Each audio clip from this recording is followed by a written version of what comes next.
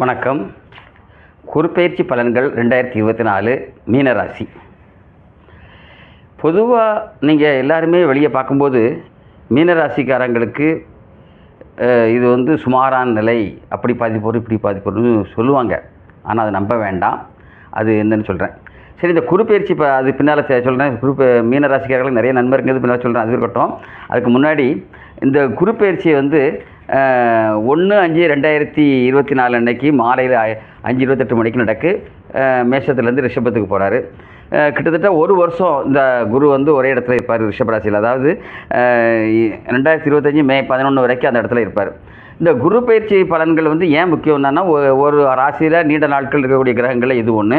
இது தவிர சனி பகவான் 2.5 வருஷம் இருப்பார், ராகு கேது 1.5 வருஷத்தில் இருப்பார். இதனால் இந்த பொதுவாக பலன் பார்க்கும்போது இந்த 3 கிரகங்களையும் வச்சு தான் பார்க்கணும். சரி, மீனராசிக்காரங்க பொதுவாகவே அவங்க எந்த சிக்கல்கள்லையுமே மாட்ட மாட்டாங்க. நுணுக்கமாக செயல்படுவாங்க அவங்க அதில். அதாவது அவங்க ராசி சின்ன மீனனால எது சிக்கல்லையும் வளர்க்காமல் தடுக்கிறாங்கன்னு சொல்லுவாங்க. அது மட்டும் இல்லாமல் ஆண்டோர்கள் சான்றோர்கள் மேலே நல்ல மரியாதை வச்சுருப்பாங்க. இதனால் அவங்களுக்கு எந்த பிரச்சனையும் கூட வர்றதுக்கு வாய்ப்பு கிடையாது. சரி, இந்த வருஷம் குரு பயிற்சி எப்படி இருக்குன்னா, இதுவரைக்கும் குரு பகவான் உங்கள் ராசிக்கு 2ஆம் இடத்துல இருந்தார். இந்த 2ஆம் இடம் ரொம்ப சிறப்பான இடம். எப்படின்னா, அந்த உங்களுக்கு அபார ஆற்றல் இருக்கும். எந்த பிரச்சனையுமே ஈஸியாக சமாளிக்கக்கூடிய தைரியம் உங்களுக்கு இருந்திருக்கும். இதனால் பொருளாதார வளம் எல்லாமே நல்லா சிறப்பாகவே இருந்திருக்கும். இந்த நேரத்தில் தான் இப்போ குரு பகவான் உங்கள் ராசிக்கு 3ஆம் இடத்துக்கு போகிறார். 2ஆம் இடத்துலேருந்து 3ஆம் இடத்துக்கு போகிறாரு. இது பொதுவாக பார்த்தா சுமாரான இடம், ஆனால் நிறைய நன்மைகள் செய்வாருங்கிறத பின்னால் சொல்கிறேன். அதாவது 2ஆம் இடத்துல இருக்கும்போது 3ஆம் இடத்துல இருக்கும்போது என்ன செய்வார்னா, சின்ன சின்ன தடைகள், அதாவது முயற்சிகள் தடைகள் இருப்பார். அதை மாதிரி நீங்கள் உழைப்புக்கு ஏற்ற அங்கீகாரங்கள் சில உத்தியோகம் பார்க்கவங்களுக்கு கிடைக்காம இருக்கலாம். அதுமாதிரி ஒரு நிலையான முடிவு எடுக்காமல் சில பேர் தடுமாறுவாங்க. இதுதான் இதை நீங்கள் தீர ஆலோசித்து செயல்பட்டிங்கன்னா இந்த அவ்வளோத்தையுமே முறியடிக்கலாம். அது ஒன்று இருக்குது. அப்புறம் குரு பகவான் ஏற்கனவே சொன்னபடி எதையுமே தண்டனை கொடுக்கக்கூடிய அளவுக்கு இது பண்ண மாட்டார். அவருடைய குரு ஒரு ஆசிரியர் ஸ்தானத்திலிருந்து உங்களுக்கு படிப்பினை ஊட்டும் வகையில் தான் அவர் அப்படி இருப்பாருன்னு பேர். அப்படி பார்த்தா இன்னொன்னா, குரு பகவான் சாதகமற்ற இடத்துல இருந்தால் கூட அவரது பார்வைகளால் நன்மை தருவார். உதாரணத்துக்கு குருவுடைய பார்வை கோடி நன்மைன்னு சொல்லுவாங்க. அந்த வகையில் உங்களுக்கு பார்வைகளுடைய சிறப்பிட நிறைய இருக்குது. அவருடைய குரு பகவான் 5, 7, 9ஆம் இடத்தை பார்ப்பார். அந்த வகையில் பார்த்திங்கன்னா அவருடைய 5ஆம் இடத்து பார்வை கன்னிராசியில் விழுது. அந்த கன்னிராசி உங்கள் ராசிக்கு 7ஆம் இடம். 7ஆம் இடத்துல என்ன பலன்லாம் தருவார் அப்படின்னா, நிறைய 3 பலனுமே உங்களுக்கு சாதகமாக இருக்குது. அதனால சொல்ல வந்தேன். அதாவது 3 பலனும் சாதகமாக இருக்குது. அபூர்வம். உங்களுக்கு குடும்பம் சாதகப்பட்ட இடத்துல இருந்தாலும் 3 பலனே நன்மை தருவார்.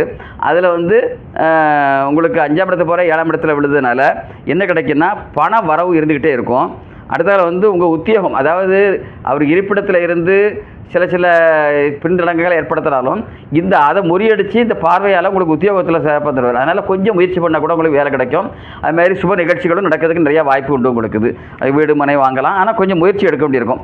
அடுத்த பார்வை 9ஆம் இடத்து பார்வை உங்கள் ராசிக்கு 9ஆம் இடத்துல, அது 7ஆம் இடத்து பார்வை உங்கள் ராசிக்கு 9ஆம் இடத்துல விழுது. இதனால் என்ன வரும்னா, மகிழ்ச்சி இருக்கும், குடும்பத்தில் அனுகூலமான இருக்கும், கணவனுடைய அன்பு மேலும், குழந்தை பாக்கியம் கிடைக்கும், திருமணம் போன்ற சுப நிகழ்ச்சிகள்லாம் நடக்கும். அது மட்டும் இல்லாமல் உறவினர்களிடம் அந்நுண்ணியங்கள் இருக்கும், நல்லா சிறப்பாகவே நல்லா இருக்கும். இன்னொரு பார்வை 9ஆம் இடத்து பார்வை உங்கள் ராசிக்கு 11ஆம் இடத்துல விழுது. இதனாலையும் உங்களுக்கு நிறையா நன்மைகள் இருக்கும். எப்படின்னா, இது உத்தியோகத்தில் இவர் இந்த பார்வை மூலம் நிறைய கிடைக்கும். புதிய பதவி கிடைக்கிறதுக்கும் வாய்ப்பு உண்டு. அடுத்தால பொருளாதார வளம் நல்லா சிறப்பாக இருக்கும். இப்போ பார்த்திங்கன்னா இதில் தொழில் எல்லாமே சிறப்பாக இருக்குன்னு சொல்லியிருக்கேன். ஆனால் சின்ன சின்ன இடையூறுகள் வந்தாலும் அதை பார்வையால் முறியடிக்கலாம். அதனால் நீங்கள் அதை பற்றி எதுவுமே கவலைப்பட வேண்டாம். அப்புறம் இதுக்கு அடுத்த முக்கியமான கிரகம் எடுத்துட்டிங்கன்னா சனி பகவான் எடுத்துக்கிங்களேன். சனி பகவான் உங்கள் ராசிக்கு 12ஆம் இடத்துல இருக்கிறாரு. இது 7.5 சனி காலம்னு சொல்லுவாங்க. இதனால் எந்த 7.5 சனி காலம்னு பயந்து வேண்டாம். உங்கள் ராசிக்கும் இதுக்கும் எதுவுமே பிரச்சனை வராது.